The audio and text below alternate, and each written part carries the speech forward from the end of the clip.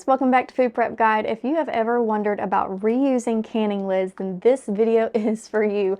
I have lots of canning lids behind me, lots of examples to show you, and we're going to be taking a deep dive into why that guideline is in place that we shouldn't reuse canning lids, how do I feel about it, what do I do in my personal kitchen, and then we're going to go over specific signs to look for on your canning lids to help you make that decision on whether or not you want to reuse lids in your kitchen.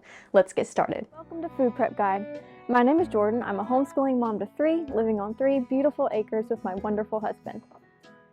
A health crisis forced our family to change the way we think about food.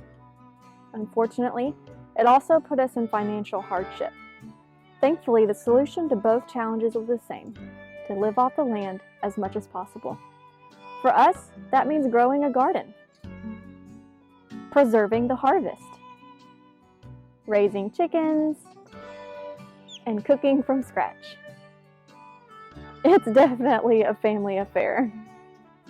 And friends, too. Meet Stacy, researcher, author, and lifelong learner. She entered the world of food preservation in the crazy days of 2020. She joined a gleaning co-op, and a local grocer offered her clearance produce in bulk, and so the adventure began. Together, we're reclaiming the old ways of food stewardship and teaching them to the next generation. If there's one thing you should know about us, it's that we love Jesus and seek to steward his blessings wisely. Our table always has room for one more, so y'all come join us. Okay, y'all, first up, let's just chat about why that guideline is in place to begin with. I don't know about you, but if there is a guideline in place that ends up me spending more money, then I immediately question it. It's not something that I'm going to go out and just completely ignore because it costs me more money, but I am going to look at it into a little bit deeper and see, is this something where they're just wanting me to spend more money with the canning manufacturers, or is this a legitimate safety issue? So the reason why it's recommended not to reuse canning lids is not a safety issue, it is just a quality issue, and that's the lens that I look at any canning guideline that I'm questioning. Is it safety? Is it a bacteria risk? Is it something that's going to potentially make my family sick?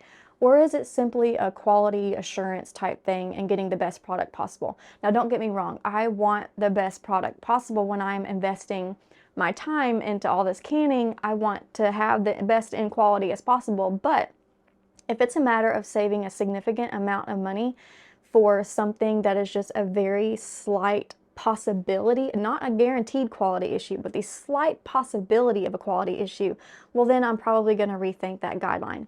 And that is the case with reusing canning lids. So I said it's not a bacteria or safety issue, and I said that it's a quality issue. So what is that quality issue? And it's just that they might not seal. If you reuse your canning lids, a lot of times, and especially these days, they're making them cheaper. The rubber seal, it's not even rubber anymore. I think it actually has like soy in it. They're just not making them like they used to, and it's just a matter of, if you reuse that canning lid, that rubber that's not even rubber anymore might not maintain its stickiness or might not form to the jar as properly as it did the first time, and you might end up with it not sealing.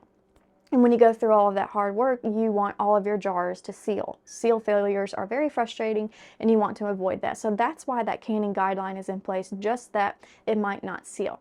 So, and personally in my kitchen, I do a very, very thorough seal check after every batch before they go onto my shelf. So I'm not going to accidentally put an unsealed jar on my shelf, and that is the one potential risk, is that let's say you're super busy and you're just canning, you're really tired at the end of the day, you don't do a super thorough seal check, and you might accidentally put those jars on your shelf when they weren't thoroughly sealed, and they could go rotten on your shelf before you have a chance to catch it. So that's the one, I guess, risk. But if you're going to dedicate yourself to doing very thorough seal checks, then it's not necessarily something that, for me, I don't worry about it, because I know that after I've done all my checks, the jar that I am putting on my shelf is sealed, and I do not have to worry about it. If it's not sealed, is that really that big of a deal? For me, it's not, because I'm just going to pop it in my fridge and I will use it for supper within the next 3 days. Not an issue. If I have multiple jars failures, then I'll get out my new batch of lids, reseal the whole thing, and move on with the process. But I have never had massive amounts of seal failures. I've had maybe 1 or 2 when dealing with reusing lids, and it's just not, that's not an issue for me. Pop it in the fridge, eat it within a few days, not a big deal. Okay, so now that we know why that guideline is in place, it's a quality issue, not a safety issue. You can take that into consideration as you decide whether or not you want to reuse your canning lids. Now there is one, when it comes to reusing canning lids for canning, there are several things that we need to look for, signs that we need to look for that could indicate that this lid is not going to seal, and then we would want to throw those away. And I have several examples here, and we're about to go through those. But real quick, there is a non-canning use for reusing lids that I will just reuse them no matter what. I mean, obviously, if it's like, you know, heavily corroded or heavily rusted, I'm not going to reuse that. But if there's just a tiny dent in it or a tiny scratch or something like that in the lid, I will reuse them for my dried goods storage, because they can still be vacuum sealed with my hand pump, and they're not when a dried good comes unsealed on your shelf, it doesn't spoil immediately. It's just no longer under a vacuum seal. And so instead of getting 3 years out of it, if the seal pops, it's no longer under a vacuum seal, you might only get 1 year out of it. So it's not a spoilage issue, it's a shelf life issue, but it's still a very long shelf life. So I will use even damaged canning lids for sealing dried goods, as long as they're not super damaged. But for reusing canning lids for canning, I am very meticulous on what I look for and which lids I toss and which lids I use. So let's chat about that. Okay, so I have here 4 lids that I would reuse for canning, because they are, these 2 are quote unquote perfect in my book for reusing. So what we want to look for is that the rubber seal around the lid is completely intact. It doesn't have any, missing little gaps. There's no scratches. There's no where it's melted and smudged. It's in practically perfect condition. So number 2 thing I look for is for dents or any kind of abnormality along the edge, because this metal part right here needs to, and actually I rubbed my finger. I don't know if you can see that. Yeah, you can see that. See that little thing right there? That's where the edge of the metal rim has kind of jabbed out a little bit, and you know what? I'm not going to reuse this. I'm going to go ahead and take that out, and here's why. Do you notice how the lid is not perfectly flat? So we have the center little button area, we have the rubber seal, and then we have the edge where it's kind of like concave. This goes up, this part goes down, and it just makes a little concave area. That combined with the rubber seal is what we need to get a good solid seal on a canning jar. So if either the rubber is compromised or that metal concave, I hope that's the word I'm looking for. I hope I'm using the right word. I think y'all understand what I'm talking about though. How it's kind of going down and then up here. We need that to stay in that shape in order to get that good seal. So since I just rubbed my finger and I just saw that little dent right there, and I'm looking at it from this angle, and it angles down. I'm trying to get a good view of that. I don't know if I'm getting it, but so I'm going to toss that aside and get another one that is really good. So that's another thing, visual inspection, but also rubbing your finger around the edge. Okay, this one is perfect. Okay, so these 2, let me rub my finger around this one. It's looking good. Okay, so rubber is good, and the metal rim around the ring is good as well. It's not bent or anything like that. So that's the 2 stipulations that I will look for reusing canning lids. If they meet those 2 things, I'm going to reuse it for canning most likely. But there are some less than perfect lids that I will still use for canning, and I want to explain why. I've got 2 examples here. The first up is product staining. There it goes. Okay. So you can see this, it looks dirty. It looks like there's, some food left over, but it is not. It is just staining. It's probably tomatoes, or might even have been some venison. But this is just staining, but it doesn't affect the rubber ring, and it doesn't affect that rim. It's just not pretty. And it looks a little dirty, but I assure you it is not. It is just stained. I will absolutely reuse this for canning in the future. And then here is another one that's not perfect, but I will reuse it for canning. So there's two things I want you to notice. I'll open my camera, come on. Okay, so first thing I want you to notice is this little smudge right here. This was a piece of the rubber sealant right here, and it came out of the box like that. There was a big chunk of rubber right here, and what I did is I just took my fingernail and I just scraped it off, and so even though there's like a blemish there, it's not interfering with the rubber right here. It's not something that's gonna like make my food, you know, dirty. I scrubbed it off, I've already washed it, now it's just like this kind of stain there left over. But it does not interfere with the lid's ability to seal. So the second thing I want you to notice, and I really don't know if my camera will pick this up, there's a lot of scratches on the center, not a lot, maybe two or three. I don't know if it's gonna, I'm gonna kind of move it and see if the light will kind of pick up where the scratch is. It's like right in this area.